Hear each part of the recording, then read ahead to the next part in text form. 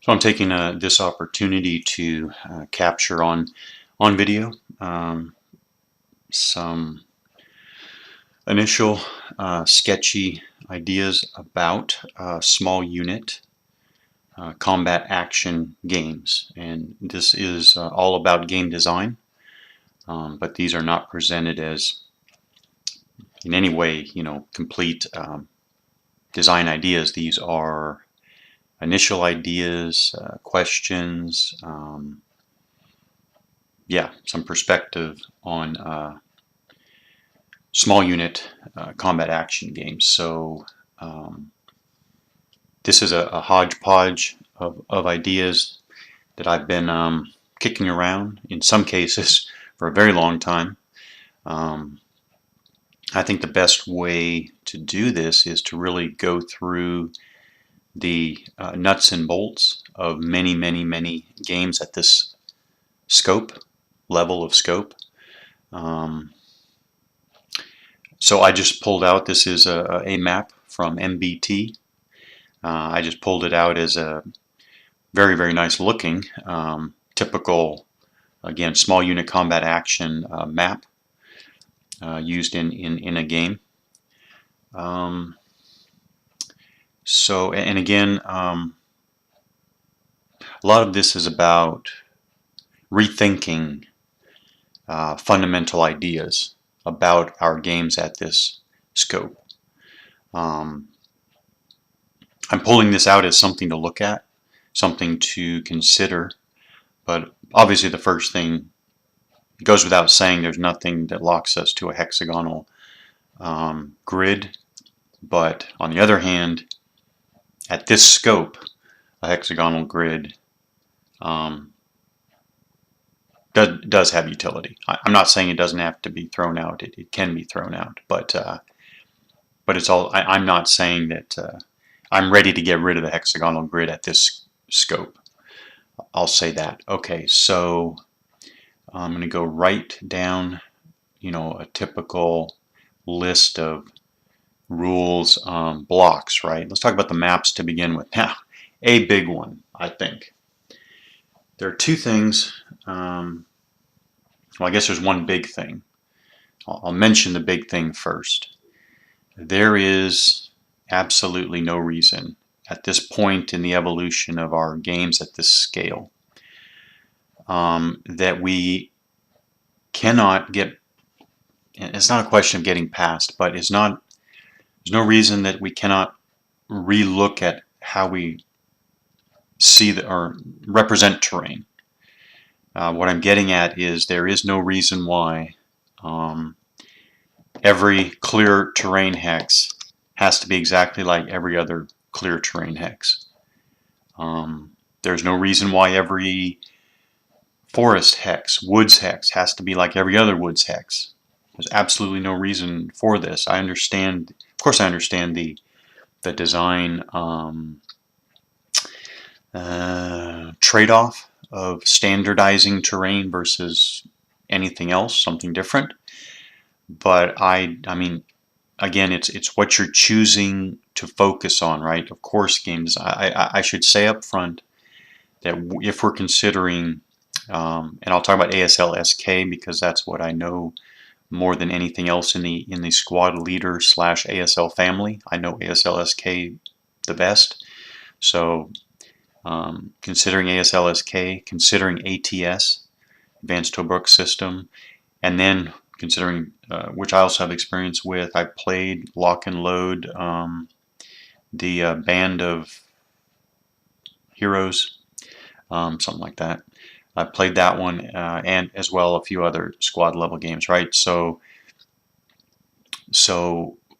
what I would, again, this is just what I would like to see the design focus be.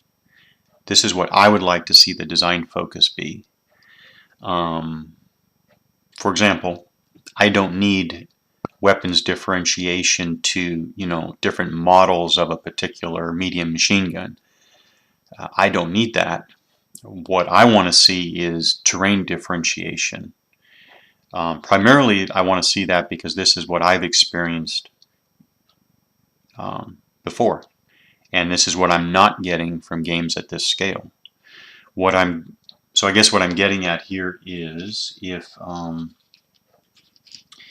there's a team, fire team here, and there's a fire team, there's a, oops, not a truck, and there is a fire team here, and let's go ahead and say these are the typical 50 meter hexes. It does make a difference. Okay, we could look at going to 25 meter hexes for fire teams, but let's just start off with the 50 meter hex because that seems to have become the standard at some point. So 50 meter hexes, so this team is 100 meters away, right? I would say, again, this is me thinking, all these design ideas come from the bottom up. If you want to talk about deduction versus induction, throughout I'm trying to use induction, or another way to look at it is building it from the experience level, real world experience level up. So at 100 meters away, even though these are all clear terrain hexes, this is not the exact same view. It's not like this is a golf course and these fire teams are standing up in a regular pattern as they face each other, right? So this situation is not identical, to this one or to this one or to this one. I would say maybe when you get within 50 meters or less, the ability for micro terrain, the ability for folds in the ground, the ability for, and we need to talk about IV lines, intervisibility lines, we need to talk about micro terrain, but I would say, okay, at 50 meters or less, it's getting pretty wide open as far as exposed targets, basically.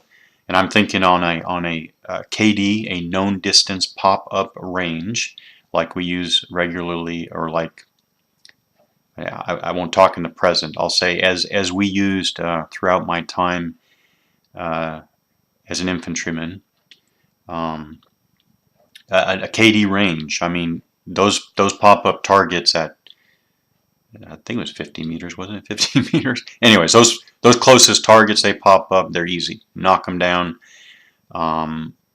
They're just right there, right? Okay, so maybe an adjacent hex is basically wide open, but I'm saying you go even one hex more away or 2 hexes away, let alone 3, 4, or 5 hexes away. The intervening terrain is meaningful, basically. Now, I will definitely point out here, if you're saying, yes, TCS has that. Yes, TCS has billiard terrain, and I think that that's absolutely awesome that system factors that in. And that is the general idea I'm talking about. But I'm not just talking about, it's not just having billiard terrain at this scale. TCS, of course, is at a higher scale. So I'm talking here, these are fire teams, and let's say 50 meter hexes. It's more, I would say, than just billiard terrain. What I'm saying is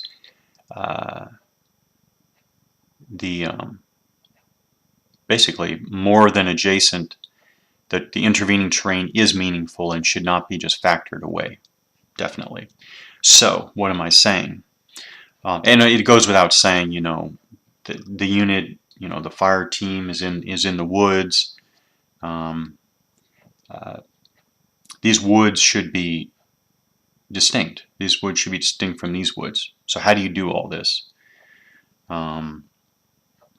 First of all, individual hex IDs are I almost think they're superfluous at this scope. At this scope, it's superfluous that you have K4 versus L3 versus M3. I mean, I can understand an older use for them, whether it was play by mail or what have you.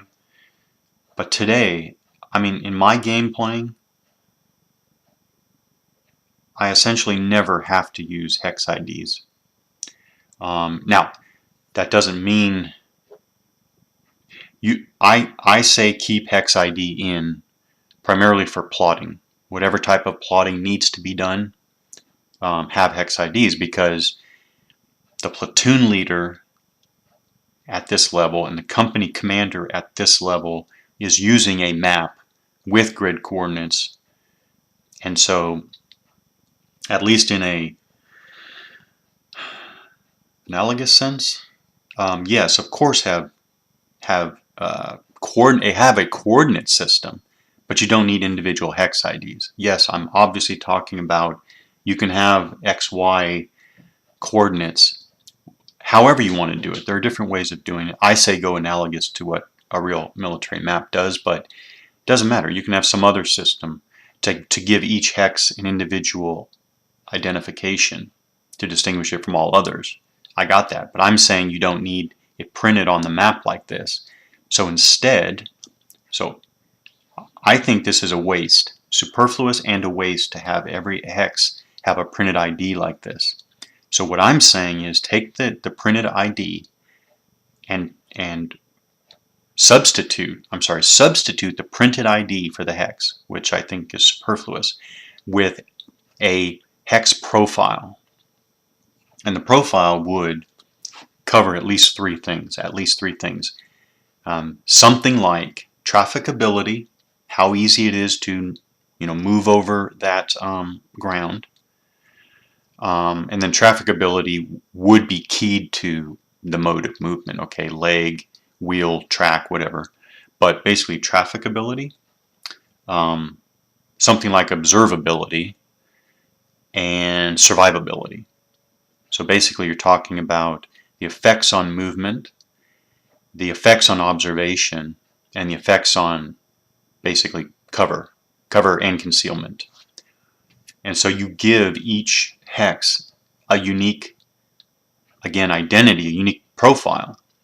So what this means is that all these clear hexes, none of these clear hexes would have zero. Okay, I'm not trying to make blanket statements. I guess truly billiard terrain, a golf course, a flat golf course, I should say, probably would have zero survivability. But if this is a natural setting out here, which, yes, we're saying this is a natural setting out here, all the little folds in the ground, bushes, high grass, what have you, this would give all these hexes out here some variable survivability, and that can be factored in.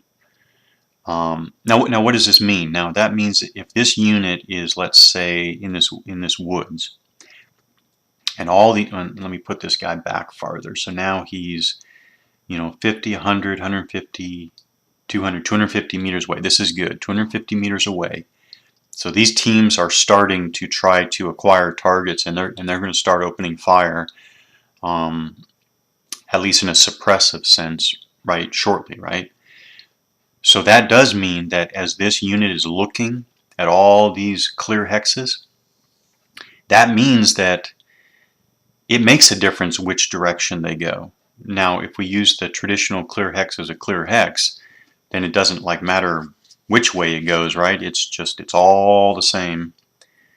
Whereas now, going this way, and maybe this way, and this way, does make a difference, because the unit can look, the unit can look and see the different qualities of each of these areas.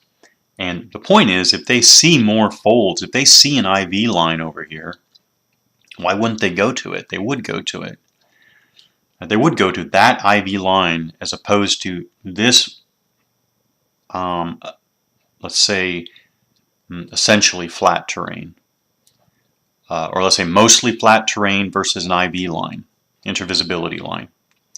Or it's going to go this way through the high grass rather than go this way out into a mostly open, clear hex, right? So, and that is the point. The point is the player will be doing something analogous to what the leader on the ground, the fire team leader, is making those micro tactical decisions based on what he can observe and the individuality of the hex is, but the particular environment it's in. And that's exactly what I want. So again, each hex would have a profile. So you'd have, a combination, doesn't matter, combination of letters and digits, whatever.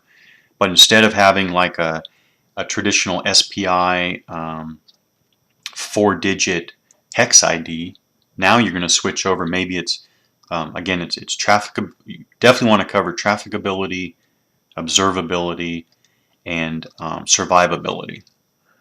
So now,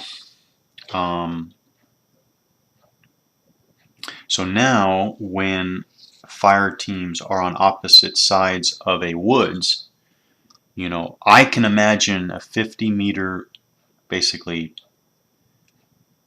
clump of trees.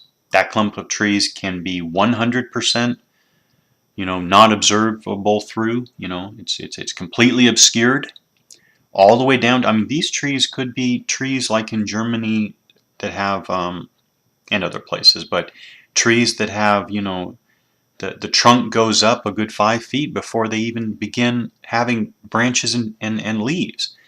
So this observability could be all the way down to 50%, maybe even lower. And that's what, again, I want. I want all that individuality. I want that individuality here, not necessarily individuality in other things or detail in other things. So this is the detail I want when it comes to the maps alone.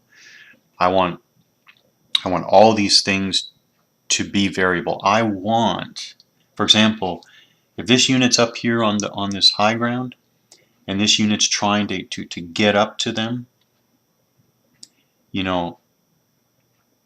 I want maybe the best route actually is to go all the way over here and up this way, as opposed to straight up this way. You can have that when you have these hexes have individual, qualities of when it comes to trafficability.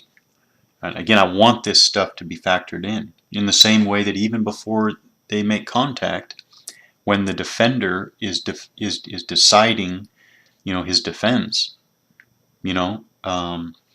if this hex has a very, what would it be, a very low trafficability quality, whatever you want to call it, that I want the defender to factor that in to his defense. Or maybe this is all a bald slope, very high trafficability, in which case, so you put your machine gun, so you make the decision to put your machine gun, over there.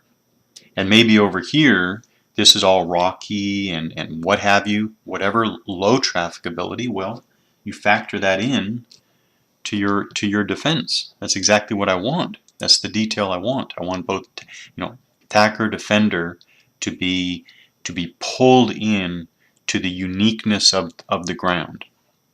And then it goes without saying, villages, and so forth. Villages, water, so forth. Okay, so basically maps, counters. Counters. Wow, this is going to be a big one.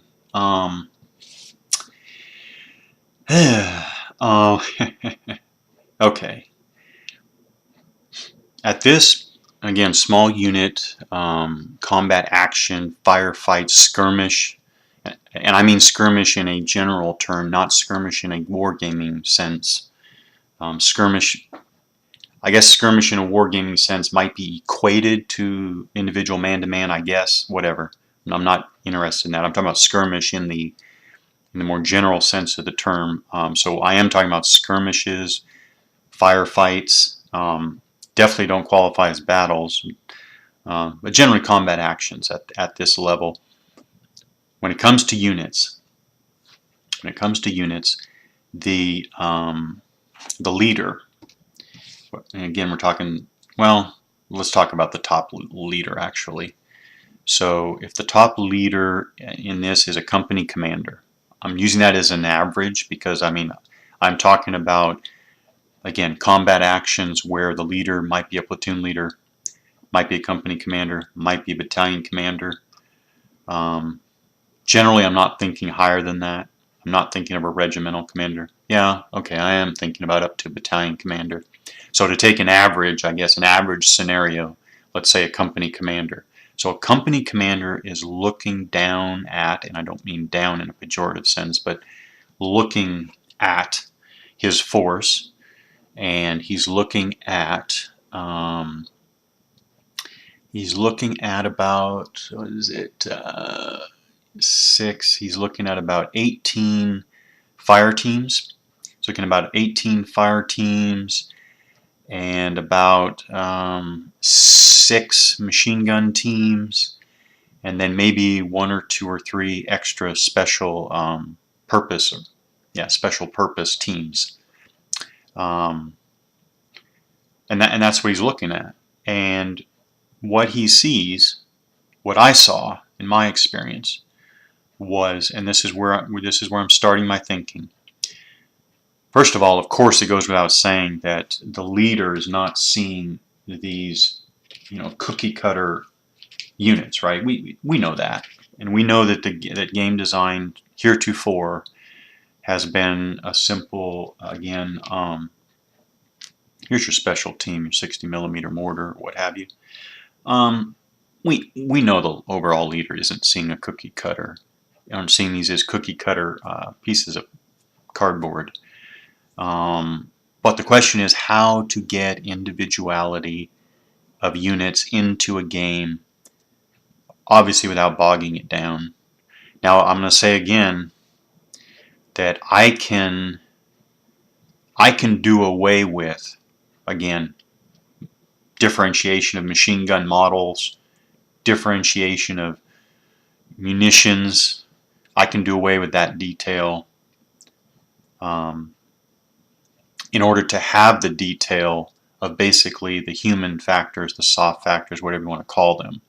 So that goes without saying. I'm willing to put in the detail I'm talking about here and am about to talk about, and sacrifice detail in other areas.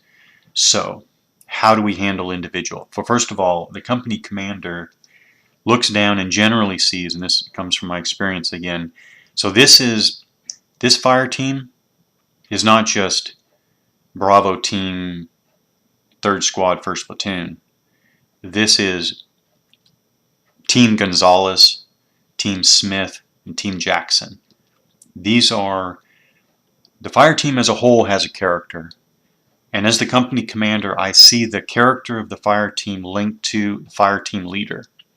That fire team leader is a fire team leader that as company commander, I've trained.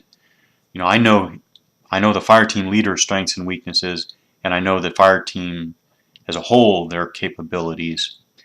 And I think of it as the fire team leader is the identity of the fire team. So I can see in a game where you have, they are named.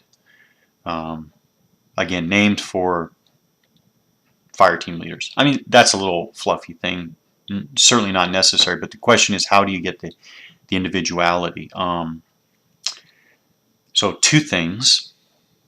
One, again, a totally different model. And when I was a platoon leader, I read a book. I don't remember any of the details, but it's called something like Small Unit Performance or something like that. Yeah, look for the book if you want to. It doesn't matter. It is a good book, but I'm not recommending the book. What I'm saying is, when I read the book, it was on small unit performance. It was in a military context, and the model that it presented has stuck with me ever since. And I've always wondered about how this could be integrated into a war game. The model that the author presents is that a small unit's performance is based on a fundamental equation.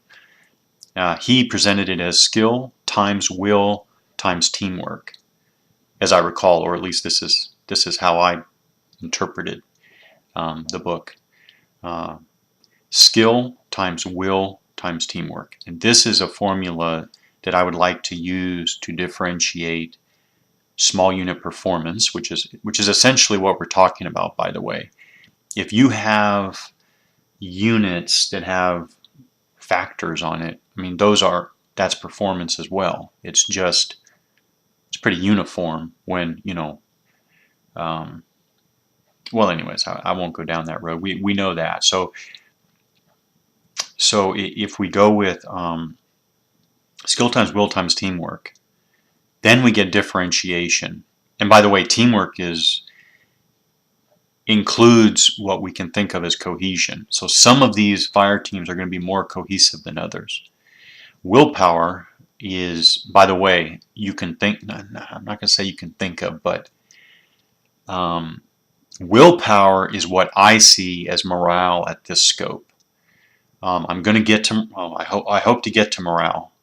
And when I get to morale, I'm saying morale is going to be completely redone from how it's been presented in so many games that I have played. I don't like how morale is modeled at this scope at all. And for now, throw morale out, and the individual unit morale, quote unquote, is willpower. And willpower can change a lot, and willpower can be highly variable between units again. Now, skill is something different. Skill can be more uniform. Actually, it tends to be more uniform. Skill is not going to change realistically in this scope. However, I will say that there isn't nothing wrong with skill possibly being drastically changed according to WIA, KIA, but that's another issue. We can say, as a starting point, skill remains very fixed, or I should say it stays relatively fixed. Willpower will vary hugely, and then teamwork will basically, it will either stay steady or it will progressively deteriorate. It does not have to do, I guess, doesn't have to do one or the other. But these are very different factors that need to be dealt with separately and differently. So first we have the character of each individual fire team. I shouldn't say fire, each individual team, team, crew, what have you. And then we have tasks. Now, and I was thinking about that thinking about this again just this morning earlier. So the performance of the unit is skill times will times teamwork, but the actual proficiency, performance proficiency, the proficiency of the unit is one way to approach it is to make it task-based. So maybe these units have individual proficiency levels based on broad tasks. One example to start with, and I'm not saying I would stay here, I might move on in a different direction, but let's just start with shoot, move, communicate. 3 fundamentals of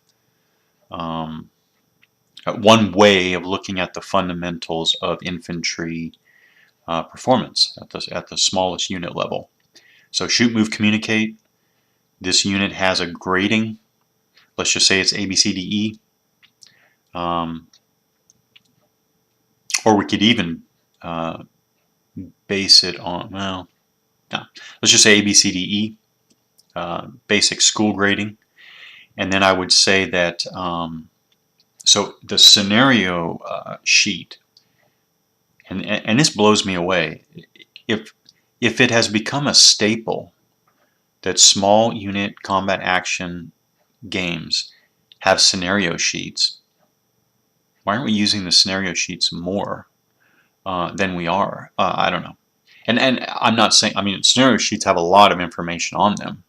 And I'm thinking even of Lock and Load added to their scenario sheets the random events, or I can't remember what they call them, but yeah, I mean, I understand that they're being used, but they could be used even more.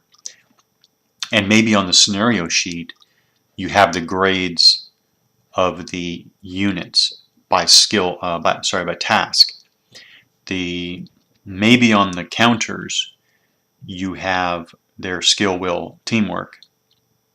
In any case, when the unit goes to try to do an action on a table, maybe you cross-reference the some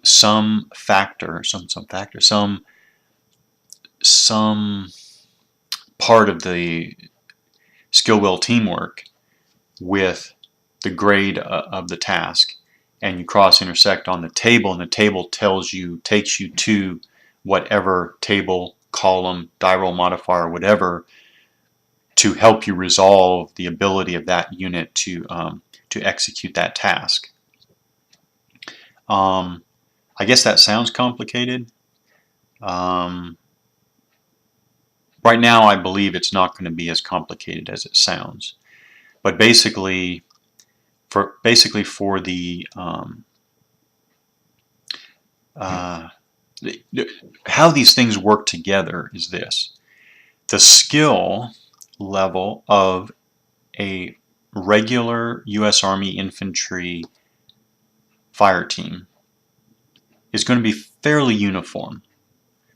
I think there can be some variability, but it's going to be pretty uniform because that's what the Army does. We train to achieve a particular, minimum uniform skill level, right?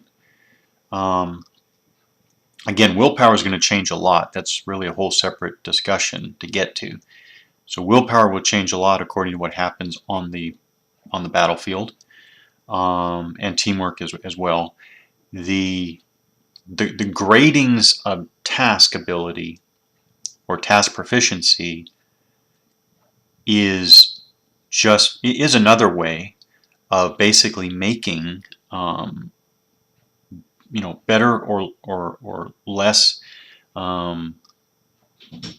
quality troops, right? I mean, there are many different ways of doing it. We already do this in different ways. I'm saying sweep aside how it's been done before and go to this because, again, this comes down to what makes sense to me. What makes sense to me is, so this is what I'm trying to get at, I guess. Okay, this team might have two,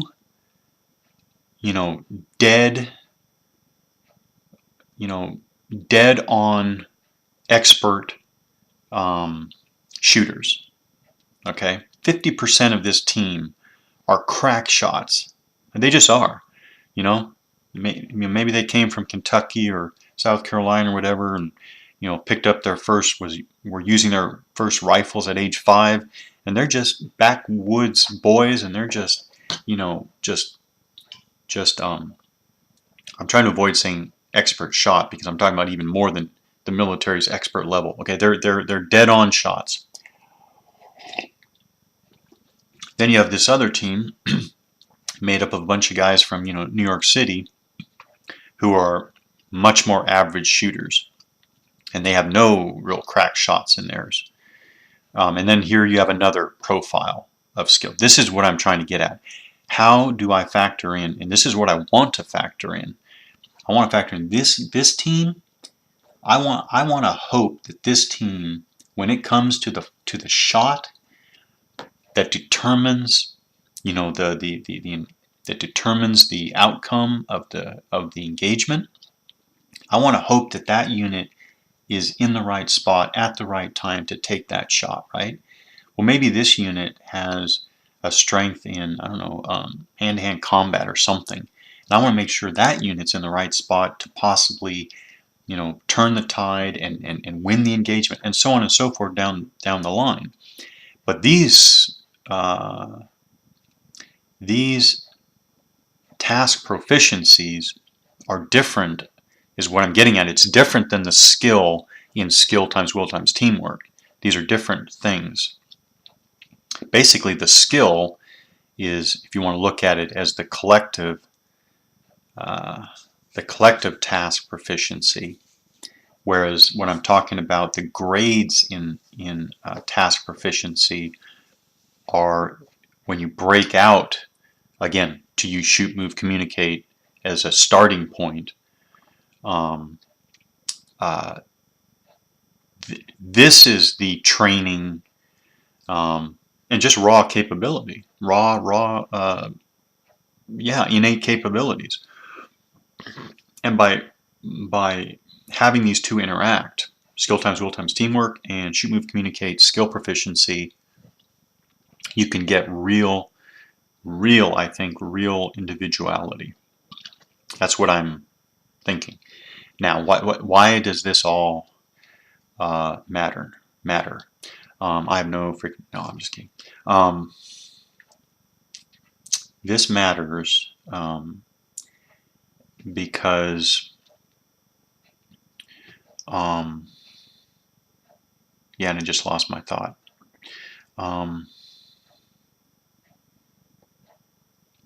And by the way, you might think, well, maybe not a lot of people are thinking of, but I think about it. I think about this question. Okay, maybe this didn't come to your mind, but I'm saying, you know, like if these 3 fire teams are here, and you have a fire team over here, right?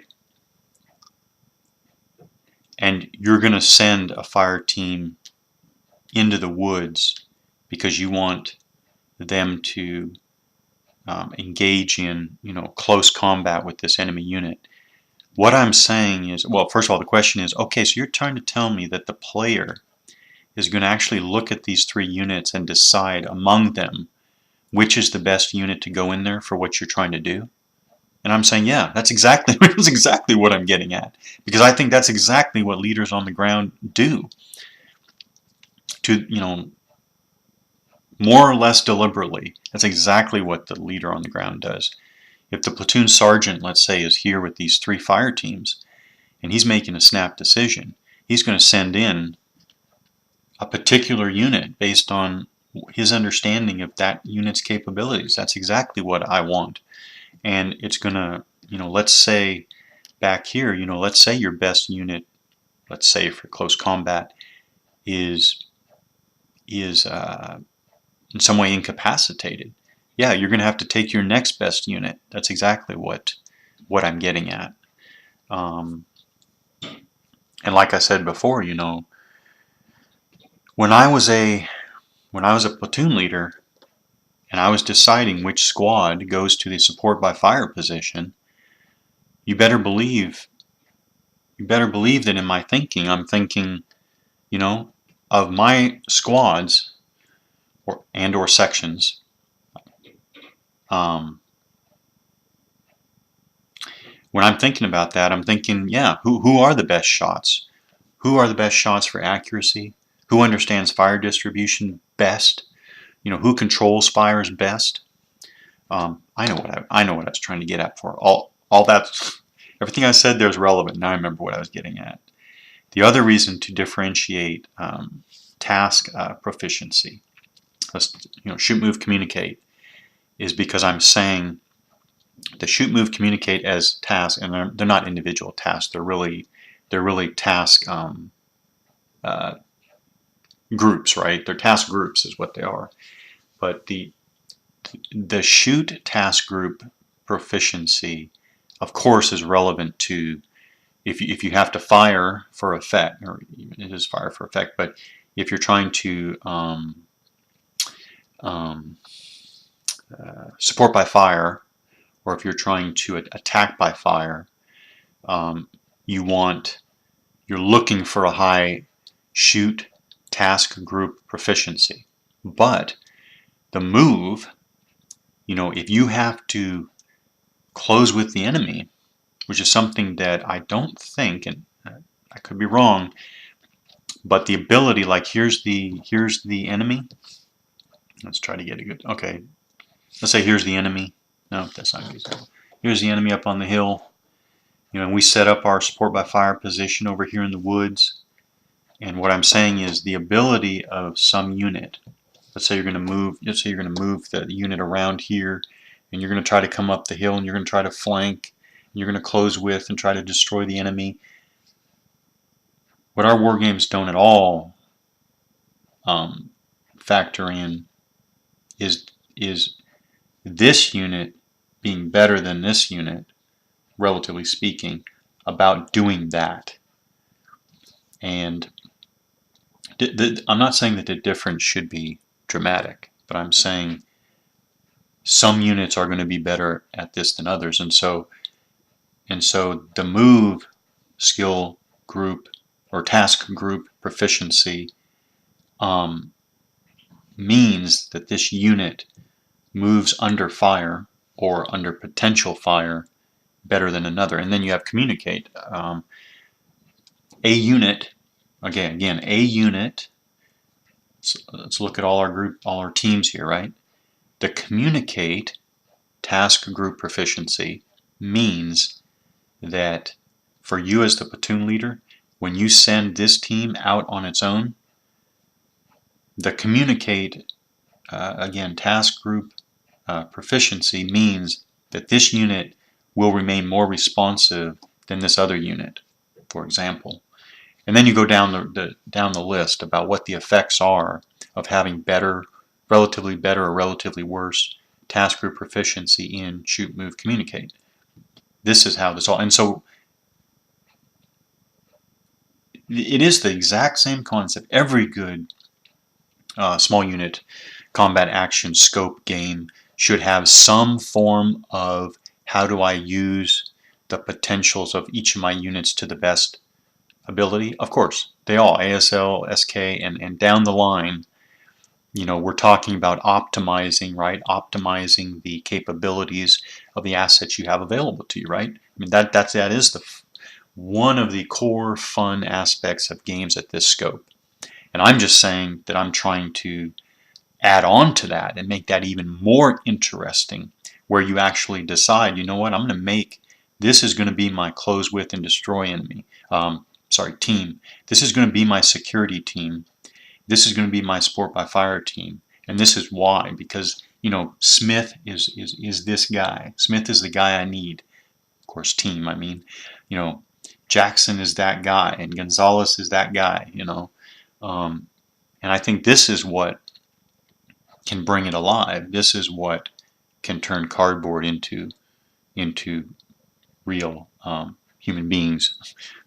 And that's what we're looking for. That's what so many of us, I'm not going to say all, because I actually do believe that there are some people who play these small unit combat action games who really aren't interested in this at all. They're perfectly fine with the uniform count. Now, uniform doesn't mean not a lot of variety.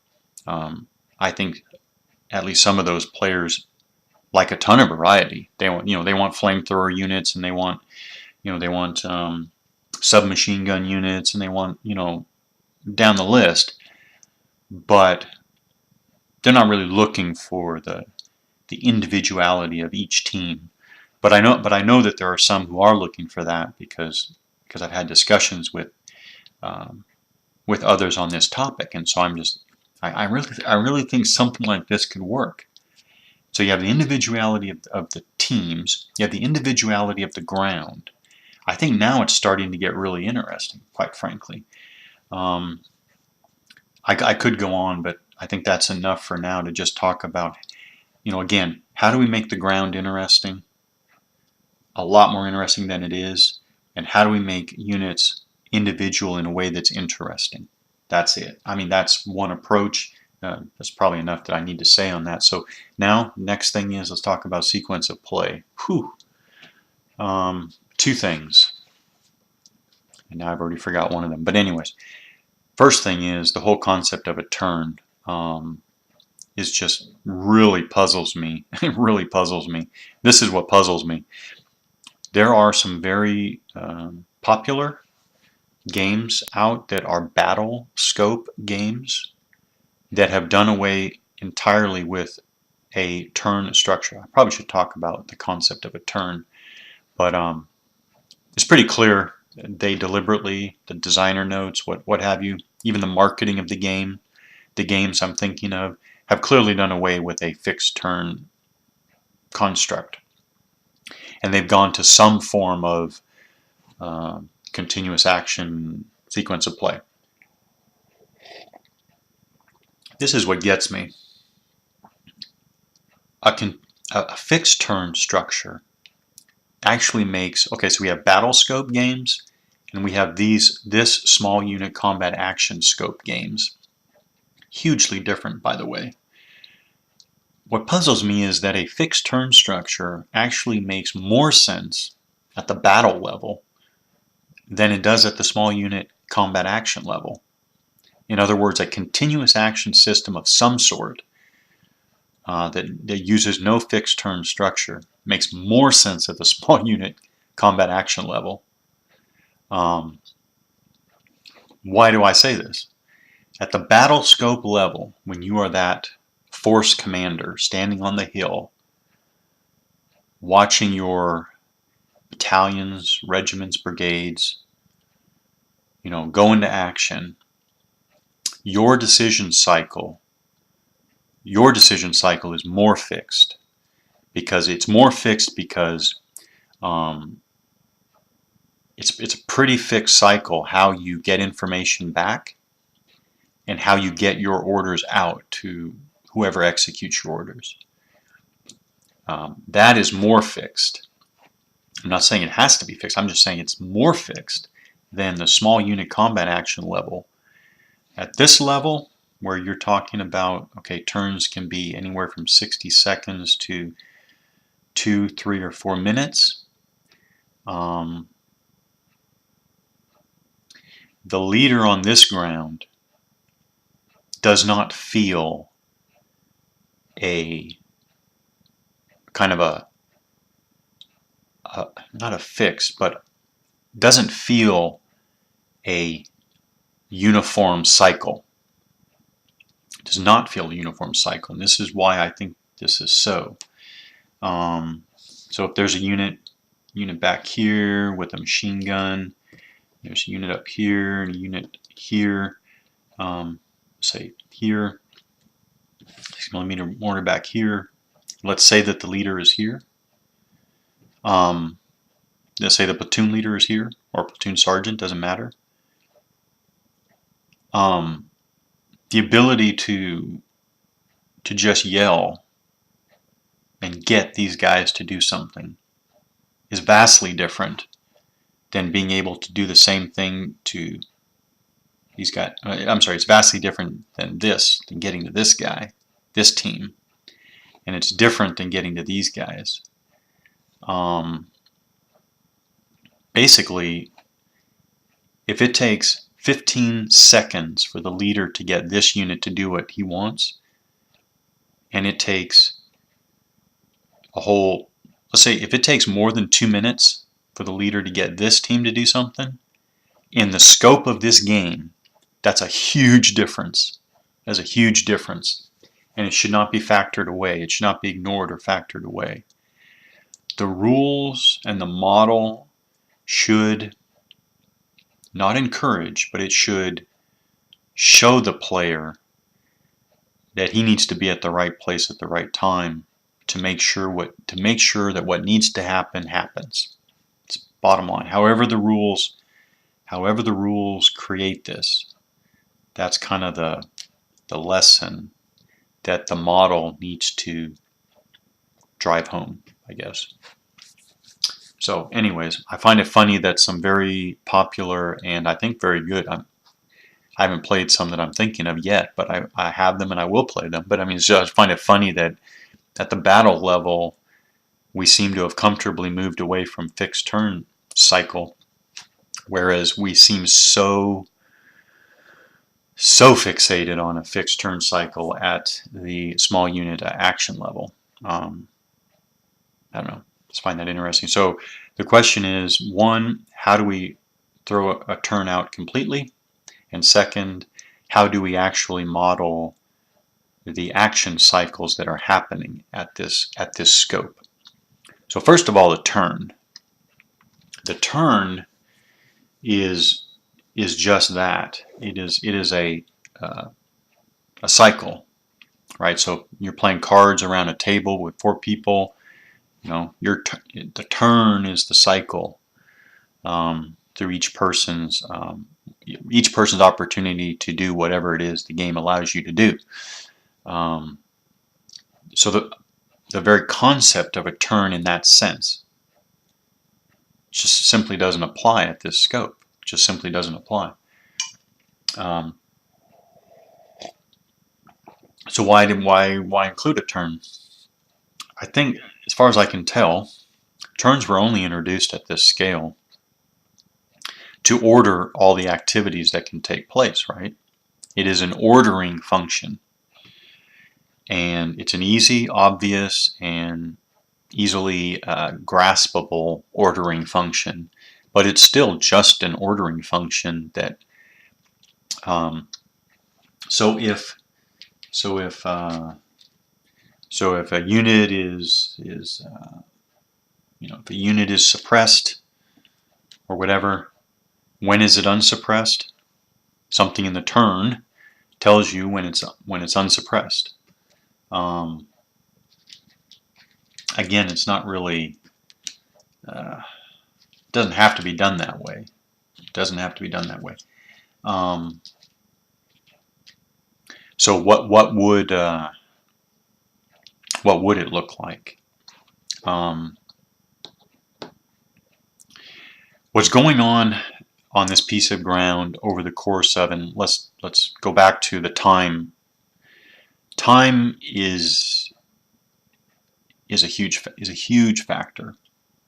What I mean by time is a huge factor is that when green force is trying to defeat tan force in the scope of a small unit combat action game,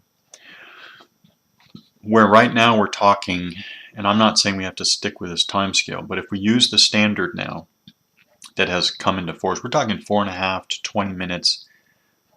20 minutes is the outer edge of what our games at this scope seem to be trying to represent.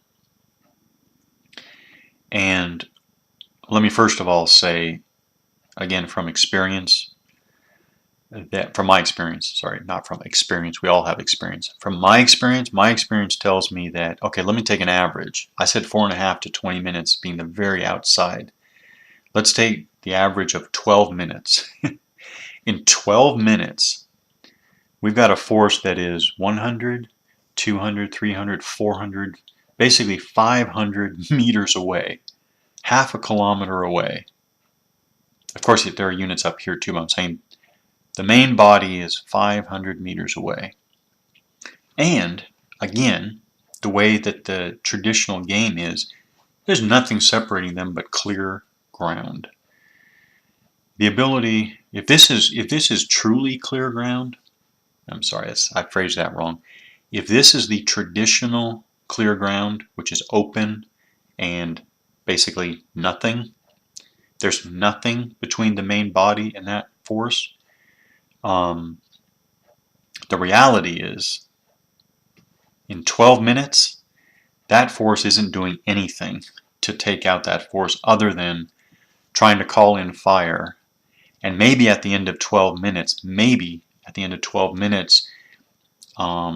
this unit has been probably just suppressed by a bunch of indirect fire landing. And that, of course, assumes that the indirect fire was already assigned to and ready to support this force. That's not going to be very interesting, obviously. It goes without saying that's not going to be very interesting. And this is, I imagine, why our small unit combat action games, scope games, take such liberties with capabilities and time and distance. The only way that this force is taking that position in the span of 12 minutes is if everything is immediately ready to go. artillery, they're ready to pull the lanyard on their artillery. These guys are ready to dash across the open. These guys are ready to, I don't know, do what? Charge across the open ground, I guess. Everything is exactly ready to go. And you press the stopwatch and it all just happens. And by the way, the predictable result would be, well, actually I won't say predictable. I don't know what these guys are doing other than charging through the open. Okay, so artillery lands and whatever else is available, cast run, whatever, it's all perfectly timed. The result is there's a certain percentage chance that these guys are completely suppressed, in which case these guys do actually get up here. I'm still saying at the end of 12 minutes they probably just reached the objective. Or if, and this is where there's a lot of chance, I agree, there's a lot of chance on this, right? So if by chance they're not suppressed, these guys are, with the predictability of a World War I battlefield, this force is just wiped out. Boom, your scenario is over. Wasn't very interesting. I don't know what. Obviously, this is why our games are modified. This is why games have been modified the way that they have. Instead, I would much rather take a totally different view on the time, and I do think I would rather have I'd rather have basically an elastic concept of time. It is perfectly believable in my mind that this force, a raid like this, trying to take out that force, it is perfectly realistic that if I'm watching from, and we are watching from a God's eye point of view, right, that they take 5 minutes, even 10 minutes to organize themselves, prepare themselves, steel themselves, do triple check their coordination. They're going to do everything they can to maximize their survival. They're going to take every precaution, and that takes time. And that's what I want. That's actually what I want factored in, at least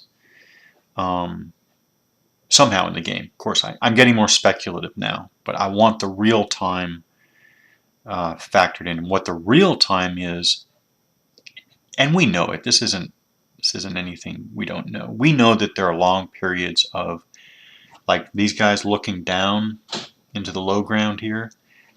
There is what appears to be long periods of what appears to be inactivity, and then suddenly there's, a maelstrom of activity, right? And again, instead of taking the activity and flattening it out, and flattening out is not a, actually flattening out is implies something wrong. I should say, instead of taking out those periods of apparent inactivity and moving all the high action moments or periods together, yeah, there's a lot of activity which can or should generate a lot of excitement for the players, but at the same time it gives a totally false impression that it's that it is all out exertion from beginning to end of the scenario.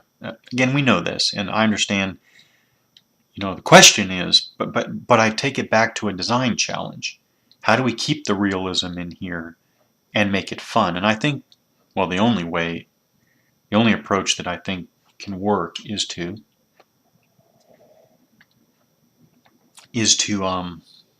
take a totally different look, start over, a totally different model.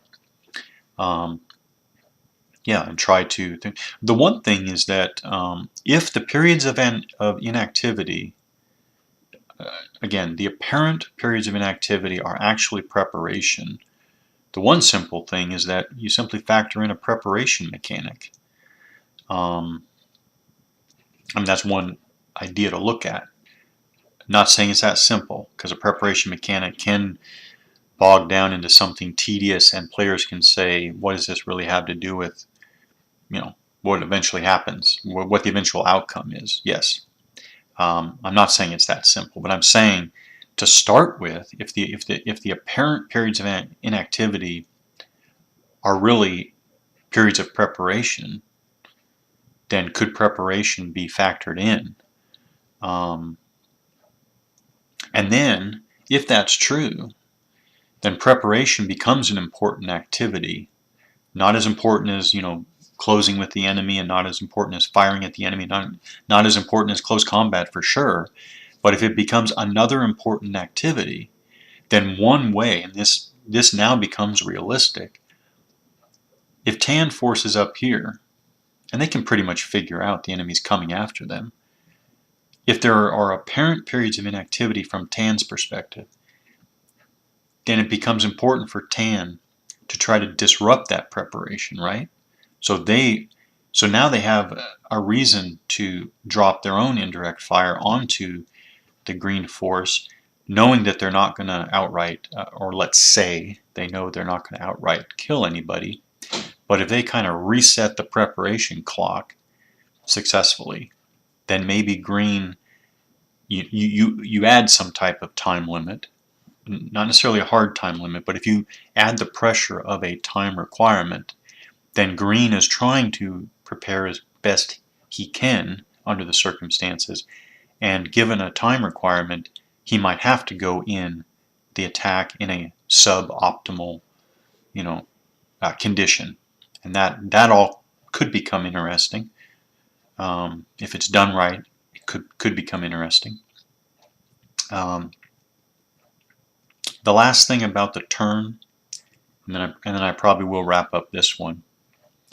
The other thing about the turn is that from our God's eye point of view, there are actually a ton of different action cycles. If these guys are trading shots, what is that, 200 meters away? So these guys could be continually trading shots, right? And I don't mean individual shots, I mean, volumes of fire, okay? But they're trading fire, they're trading ranged fire. That is one cycle. Cycle, fire, not individual fire again. Team fire, collective fire, but it's still relatively fast cycle. Movement is an entirely different cycle. And then you have, the commands that the leader back here is giving. That's another cycle. There's a cycle of the indirect fire, which is an entirely different action cycle. Different cycle for the CAS. The point is, all of these, how do we construct a sequence of play such that all of these different cycles are represented separately and individually, and not kind of altered to be forced onto some uniform sequence of action? I hope it can be done. I assume it can be done. What it's going to take, though, when I was thinking about this, the one thing I think it's going to take is that there is no turn. There is no reset. There is no, okay, clear all the markers. It has to be some form of, again, continuous action activity, again, with no reset. No reset of any sort. There is no, this unit has expended, has exerted to do stuff, and then boom, now we're at a point in the turn where, reset. I think it has to be some form of continuous, what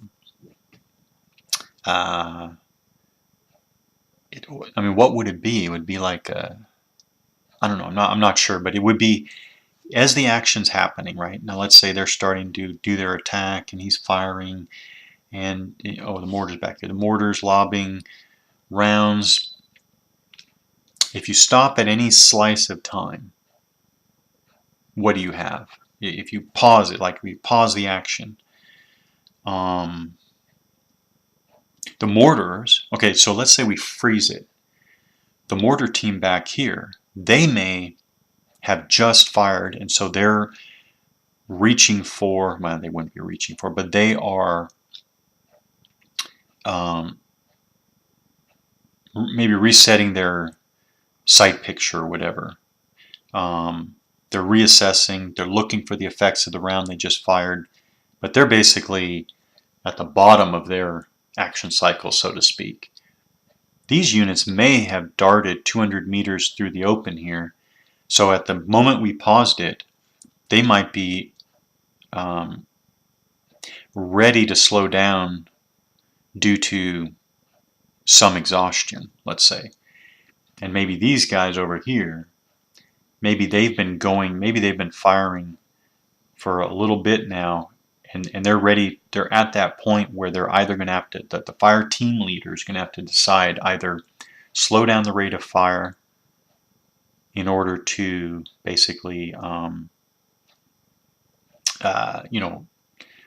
reset its fire capability, or push on and risk being forced to drop its fire due to magazine changes, etc., etc.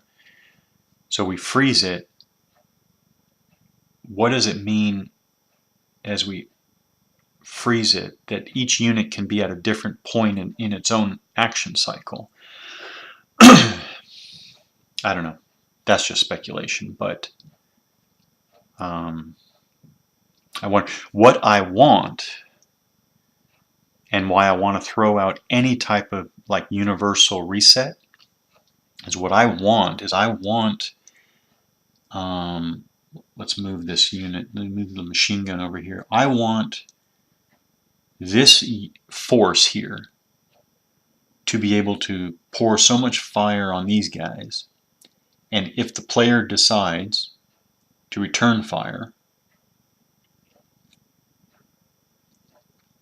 I want there to actually be the ability for this unit to possibly force this force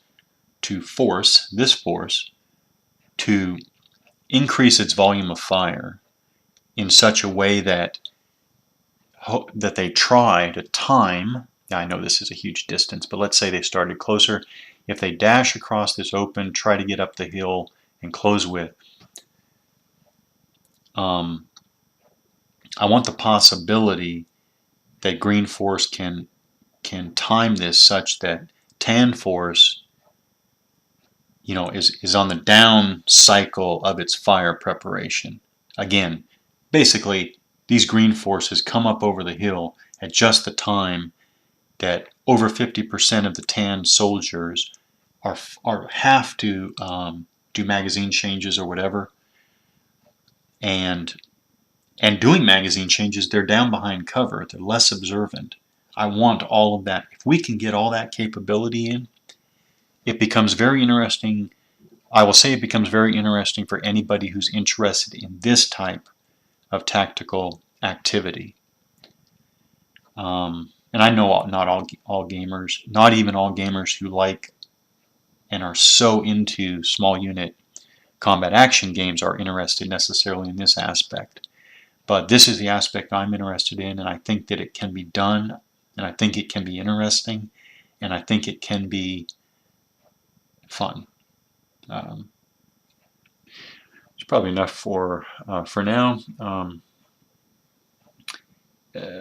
Until next time.